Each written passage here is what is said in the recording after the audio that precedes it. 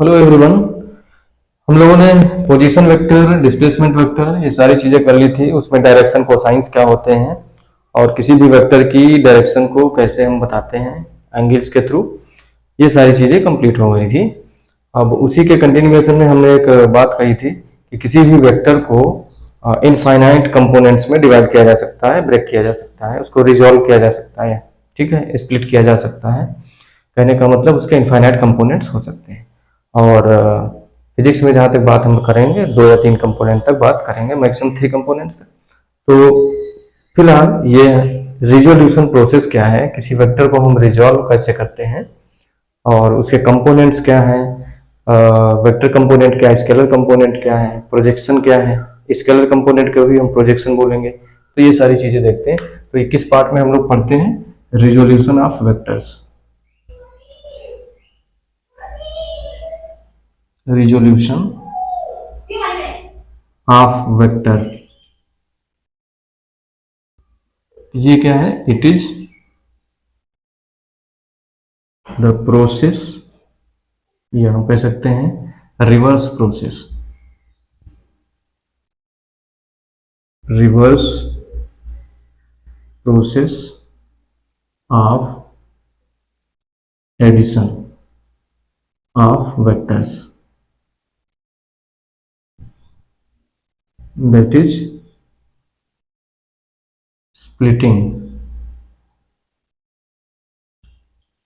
splitting of a vector into 2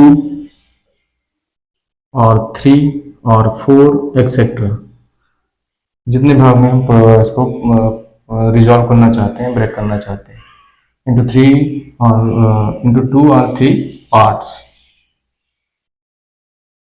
ठीक है, ये एडिशन का रिवर्स प्रोसेस है जो हमने एडिशन में सीखा था। वेक्टर्स को ऐड करके एक सिंगल वेक्टर बनाते थे, वैसे ही एक सिंगल वेक्टर को कई पार्ट्स में हम ब्रेक करते हैं, उस प्रोसेस को क्या कहते हैं, resolution of vector.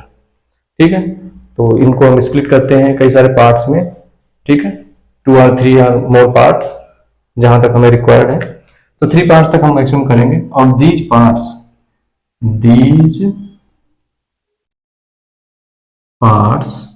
are called resolve parts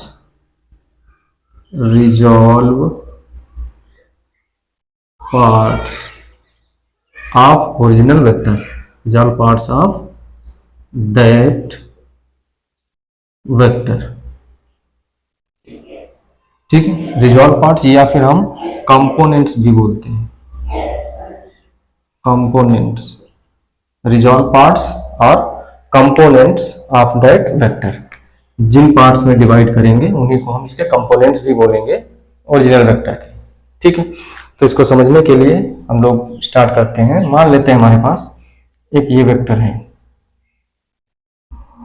इस वेक्टर को नाम दे दिया हमने ए वेक्टर, और एक वेक्टर हमारे पास ये है, इस वेक्टर को नाम दे दिया हमने बी वेक्टर। अब इसको भूल जाइए, तीसरा वेक्टर देखिए, ये एक हमारे पास वेक्टर है, इसको हमने नाम दिया वेक्टर आर, और इस वेक्टर को मैं रिजॉल्व करना चाहता हूं, ब्रेक करना चाहता हूं, डिवाइड करना चाहता हूं 2 पार्ट्स में। मान लेते हैं पहले 2 पार्ट्स देखते हैं। 2 पार्ट्स में इसको मैं रिजॉल्व करना चाहता हूं, या कह सकते हैं डिवाइड करना चाहता हूं 2 कंपोनेंट्स में या 2 रिजॉल्व पार्ट्स में ब्रेक करना चाहता हूं, और उसमें से एक कंपोनेंट वेक्टर ए के पैरेलल हो और दूसरा कंपोनेंट वेक्टर बी के पैरेलल हो। फिर से सुनिए, इस वेक्टर आर को मैं 2 पार्ट्स में डिवाइड करना चाहता हूं, रिजॉल्व करना चाहता हूं, उसमें से एक vector along the vector A हो और दूसरा vector along the vector B हो।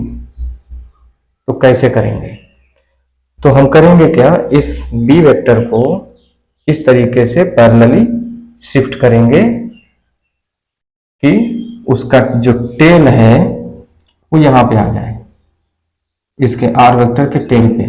तो मैंने ऐसे पैरेलली इसको शिफ्ट किया, इस तरीके से शिफ्ट करके मैं यहां ले आया। और इतनी लेंथ का वेक्टर हमने बना लिया। ये दिस इज वेक्टर बी। दूसरा काम क्या किया, ए वेक्टर को ऐसे ही पैरेलली शिफ्ट किया और इसकी जो टिप है, इसका जो हेड है, उसको इसके हेड पे ले आए। तो ऐसे ही पैरेलली जब शिफ्ट करेंगे तो ये ऐसे हो जाएगा।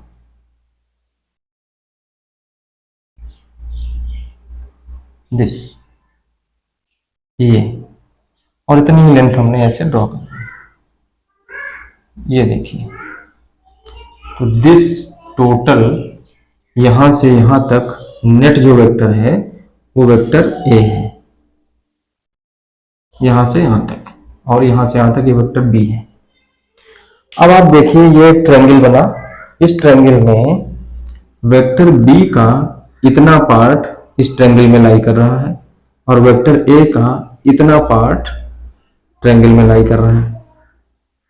ठीक है, तो अगर हम देखें तो ये बी की डायरेक्शन में इतना पार्ट जो है बी का इसमें लाई किया, और हमें आर वेक्टर चाहिए in terms of A and B, या ये कह सकते हैं इसके दो कंपोनेंट चाहिए, एक जो कि अलोंग द ए वेक्टर हो और दूसरा अलोंग द बी वेक्टर हो। तो अगर ये टोटल बी वेक्टर है तो ये इसका कुछ पार्ट होगा, हो सकता है इसका हाफ हो, 1/2 बी हो, या 1/3 बी हो, या हो सकता है इसका ऐसा कुछ केस बने कि ये वेक्टर हम बहुत बड़ा कर दें आर वेक्टर, तो इसका ट्वाइस टाइम्स यहां पर आ जाए। तो इसका कोई ना कोई पार्ट बनेगा, कुछ एक न्यूमेरिकल वैल्यू टाइम्स, कुछ कोई कांस्टेंट नंबर टाइम्स ये इतना पार्ट होगा।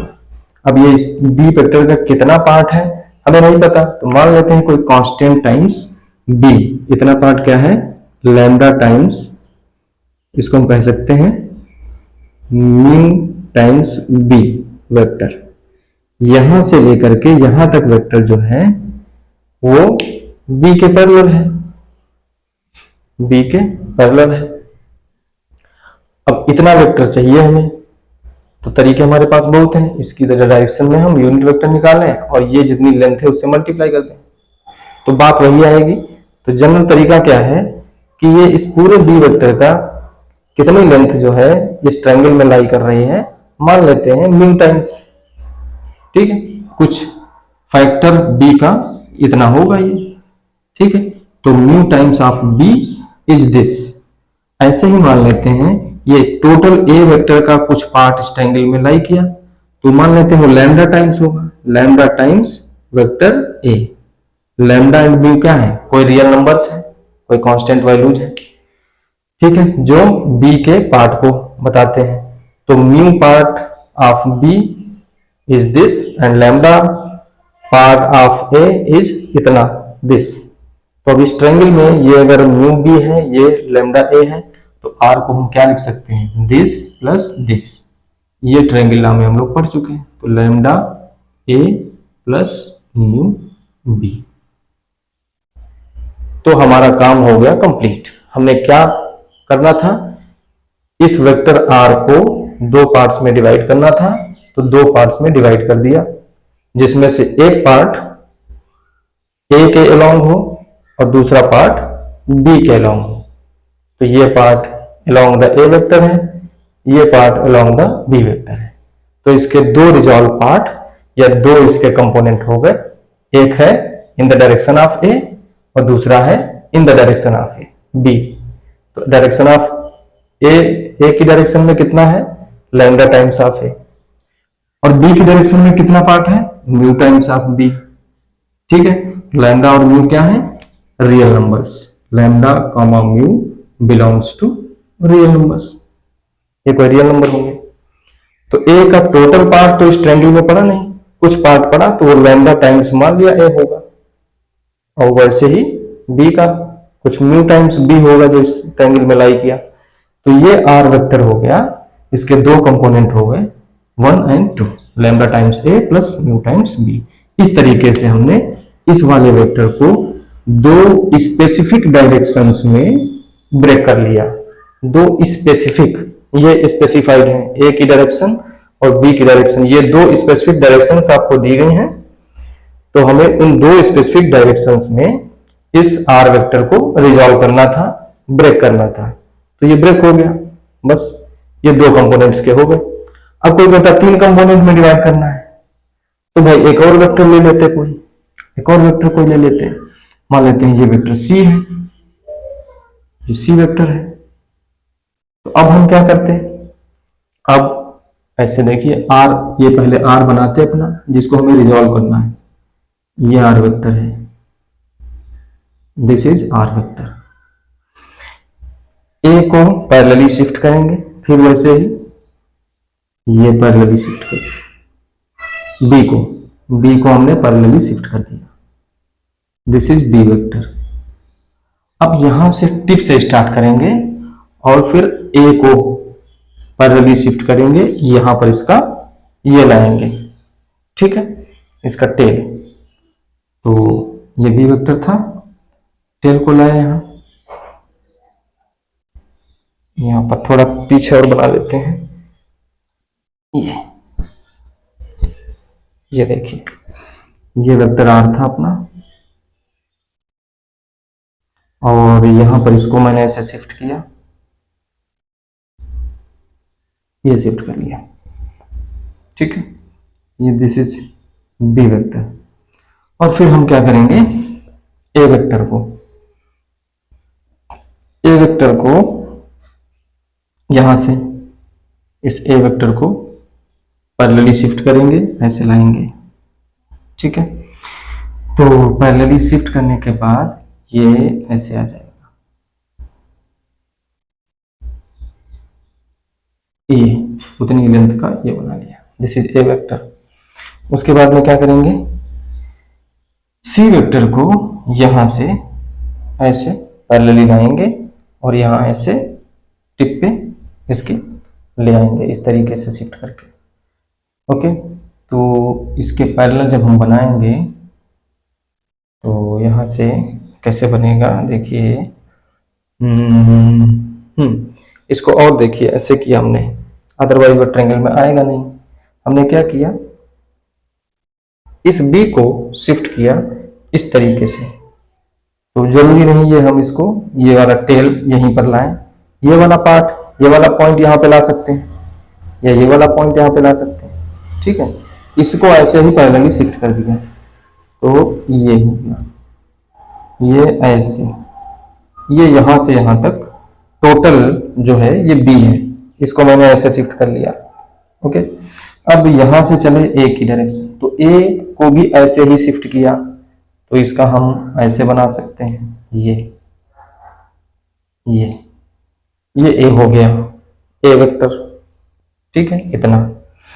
और उसके बाद में सी वेक्टर, ये सी वेक्टर का टिप यहां रखना है इस पॉइंट पे, और ऐसे ही पैरेलली शिफ्ट कर देना, यूं कर देना,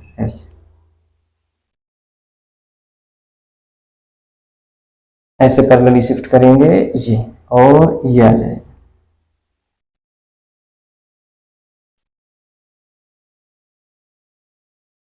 इस तरीके से। तो थोड़ा सा देखने में ऑड लगेगा, तो इसको हम और थोड़ा सा समझते हैं, इसको और थोड़ा ऐसे शिफ्ट करते हैं। देखिए इसको मैंने शिफ्ट किया और ये वाला पॉइंट इसका मैं यहां पे ला रहा हूं, ठीक है, ये छोटा इधर रखना है, ये इतना रखा, और बाकी पार्ट इसका पीछे, ये ऐसे शिफ्ट कर लिया हमने टोटल वेक्टर पैरेलली। तो यहां से यहां तक वेक्टर हो गया ये आपका बी वेक्टर, दिस, ओके, उतनी ही लेंथ, ये वेक्टर भी हो गया। अब इसको लाएंगे, तो इसको भी ये वाला पार्ट हम यहां लाना चाहते हैं, ठीक है, तो ये वाला पार्ट हमने यहां कर दिया, बाकी पीछे कर दिया,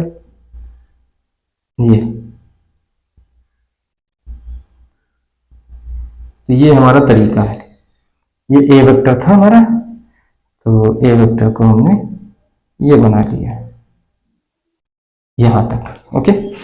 देन इसकी टिप्स, सी वेक्टर को, इसकी टिप को यहां लाएंगे और ये टिप ले आए, और इसी के पैरेलल ऐसे हमने ये बना दिया उतनी ही लेंथ का, जितना ये है ये बना लिया इसी के पैरेलल।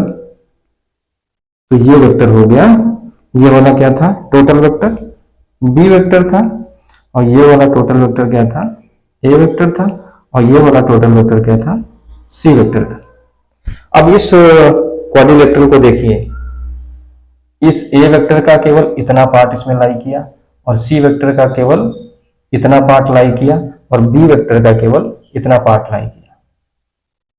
ठीक है, तो ये एक क्वाड्रिलेटरल बन गया हमारा। तो पॉलीगॉन नाम लोग लगा देंगे।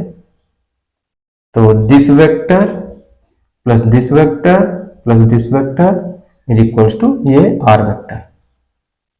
तो आर वेक्टर को यहां पर कैसे लिखेंगे, यहां पर आर वेक्टर को लिखेंगे, इसको हमने कह दिया इतना पार्ट म्यू टाइम्स बी, और ये ए की डायरेक्शन में है तो इसको कह दिया लैम्डा टाइम्स ए, और ये सी की डायरेक्शन में है, इसका कुछ पार्ट पड़ रहा है तो इसको कह दिया टी टाइम्स सी।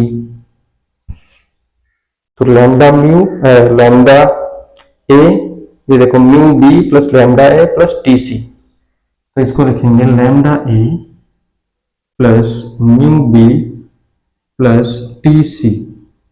ये आर वेक्टर को हमने 3 पार्ट्स में डिवाइड कर दिया। एक पार्ट इसका ए की डायरेक्शन में है, और एक पार्ट इसका बी की डायरेक्शन में है, और एक पार्ट इसका सी की डायरेक्शन में है।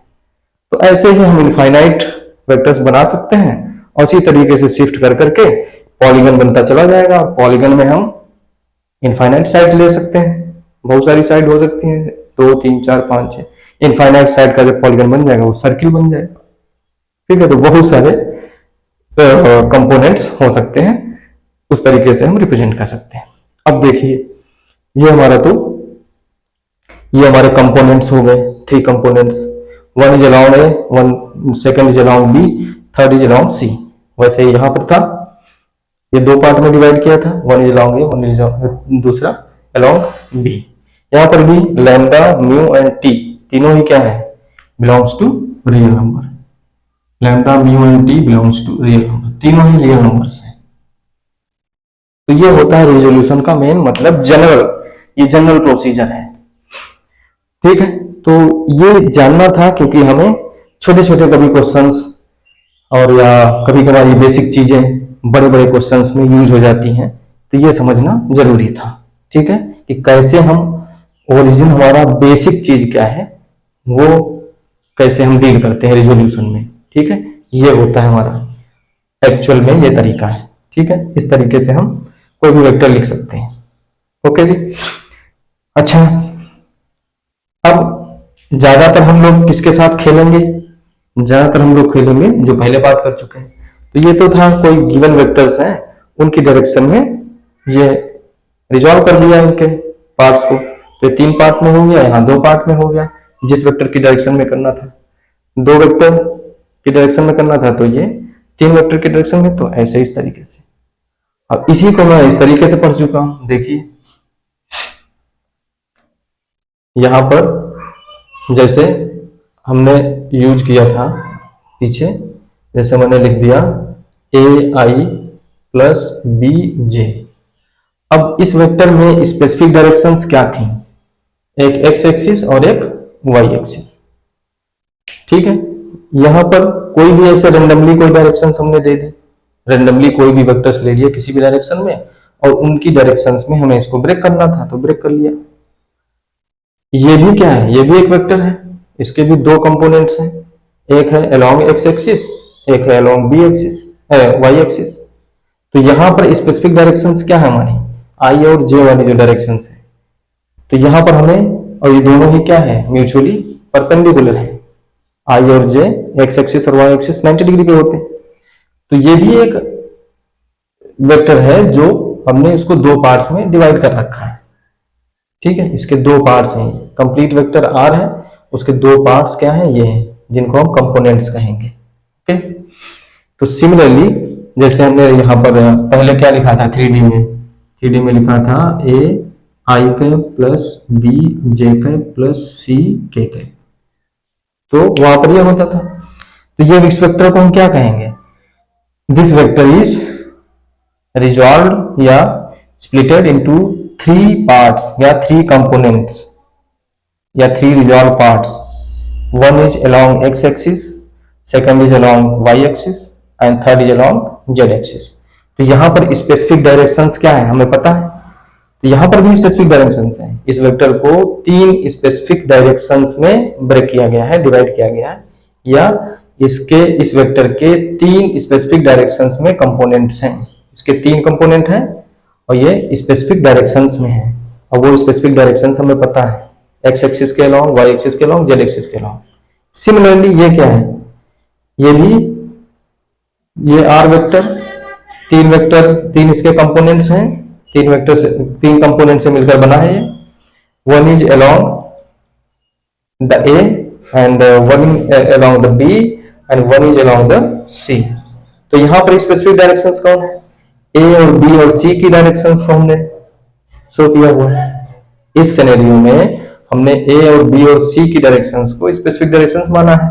ये हमें गिवन वेक्टर्स पता है और इनकी डायरेक्शन में इसको ब्रेक करना था आर वेक्टर को, तो ये ब्रेक कर लिया। तो ये भी एक कंप्लीट वेक्टर है और इसको 3 पार्ट में एक तरीके से डिवाइड किया गया। ये 3 पार्ट्स हैं इसके, ये कंप्लीट वेक्टर आर था, इसको इन 3 स्पेसिफिक डायरेक्शंस के सम के फॉर्म में लिखना था। ठीक है, तो ये भी इसके 3 कंपोनेंट्स हो गए, 1 2 3, और one is along the vector A, second is along the vector B and third is along the vector C. तो यहां पर ये हमें ए और बी सी के टर्म्स में लिखा हुआ है। अब ये ए और बी और सी कोई जरूरी नहीं कि यूनिट वेक्टर्स हो, कोई भी वेक्टर हो सकते हैं, लेकिन यहां पर क्या है, आई जे के ये यूनिट वेक्टर्स हैं। ये हमें पता है पहले से हमने इनका डिफाइन कर रखा है, डिसाइड कर रखा है कि एक्स डायरेक्शन में यूनिट वेक्टर आई कैप होता है, वाई डायरेक्शन में जे कैप होता है और जेड डायरेक्शन में के कैप होता है। तो उसी से हमने इसको लिखा हुआ है। तो ये this is the complete vector, जिसको पोजीशन वेक्टर ऐसे बनाते थे या डिस्प्लेसमेंट वेक्टर बनाते थे, कहीं से ओरिजिन से बनाएंगे तो पोजीशन वेक्टर, ऐसे ही कोई बना देंगे 2 पॉइंट्स के बीच में तो डिस्प्लेसमेंट वेक्टर। ठीक है, और उसको हमने सब वहां पर बताया था कैसे कैसे लिखते हैं। ठीक है, तो वहां पर जो हमने लिखा था पोजीशन वेक्टर को इसी फॉर्मेट में लिखा था, क्योंकि वहां पर हमने पहले से डिसाइड कर रखा था कि एक्स एक्सिस के अलोंग क्या वेक्टर होता है और वाई एक्सिस की डायरेक्शन को कौन शो करता है और जेड एक्सिस की डायरेक्शन को कौन शो करता है, के कैप। ठीक है, तो आई जे के कैप ये डायरेक्शन थी, तो उनकी डायरेक्शंस में ये समेशन के फॉर्म में ये वेक्टर लिखा गया। ठीक है, अब ये vector R is equals to A I cap plus B J cap plus C से कैप। सिमिलर ये हमारा ये भी 3 कंपोनेंट्स हैं इसके, और इसके भी इसके 2 कंपोनेंट्स हैं। सिमिलर यहां पर 2 कंपोनेंट्स और 3 कंपोनेंट्स। तो ये तो था जनरल तरीका, हमने कंपैरिजन करके भी बताया पहले से और अब वाले से। अब इसके बाद हम लोग क्या करेंगे, इसके बाद हम लोग करेंगे कि जब 2 कंपोनेंट्स आपस में एक दूसरे के परपेंडिकुलर, म्यूचुअली परपेंडिकुलर, तब उसका हम रिजोल्यूशन कैसे सीखेंगे। तो एक तो ये पहले ही जनरल तरीके से हम कर चुके हैं, ये भी दोनों क्या है एक दूसरे पे, ये 2 कंपोनेंट हैं और दोनों ही 90 डिग्री पे हैं। कहने का मतलब आर का वेक्टर को कि ये 2 कंपोनेंट्स जो हैं वो दोनों ही 90 डिग्री पे हैं, एक है एक्स एक्सिस के अलोंग, एक है वाई एक्सिस के। यहां पर भी ये तीनों क्या हैं, परपेंडिकुलर है। यहां पर जरूरी नहीं है, देखो ये सारे परपेंडिकुलर नहीं है, ए बी सी। ठीक है ना, तो ये जनरल तरीका है। तो अब हम अगला जो पार्ट इसका करेंगे रिजोल्यूशन में, एक वेक्टर को 2 वेक्टर में डिवाइड करेंगे और वो दोनों जो कंपोनेंट होंगे वो म्यूचुअली परपेंडिकुलर होंगे, परपेंडिकुलर टू ईच अदर, और that resolution is given specific name, उसको एक स्पेसिफिक नेम देते हैं और उनको कहते हैं रेक्टेंगुलर कंपोनेंट्स। उन पार्ट्स को हम कहेंगे रेक्टेंगुलर कंपोनेंट्स। तो रेक्टेंगुलर कंपोनेंट्स में हम कैसे हम डिवाइड करते हैं, रिजॉल्व पार्ट करते हैं, किसी वेक्टर को 2 परपेंडिकुलर डायरेक्शन में कैसे डिवाइड करते हैं, और उसी में हम प्रोजेक्शन वगैरह और वेक्टर कंपोनेंट, स्केलर कंपोनेंट सब डिस्कस करेंगे। तो इसमें इतना ही, अगली वीडियो में फिर देखते हैं। Thank you.